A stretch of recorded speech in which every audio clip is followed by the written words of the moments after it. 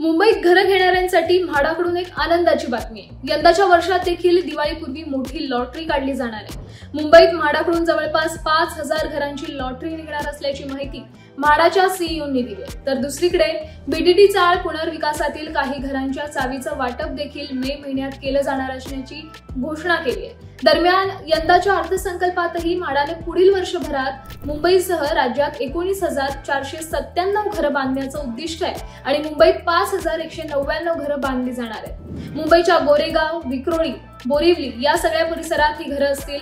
म्हाडाच्या लॉटरीची तारीख अद्याप जाहीर करण्यात आलेली नाहीये, पण या लॉटरीची अर्ज प्रक्रिया, पात्रता निकष आणि अन्य देखील प्रक्रिया लवकरच म्हाडाकडून अधिकृतरित्या जाहीर करण्यात येतील। आपण डिस्काउंट देतोय, योजना करतोय आणि रिटेल हाऊसिंगद्वारे प्रस्ताव पण देतोय, असं म्हाडाचे उपाध्यक्ष म्हणाले। आता दिवाळीपूर्वीच ही लॉटरी निघतीये, म्हणजे या वर्षात अनेकांची दिवाळी गोड होणार आहे इतकं नक्की।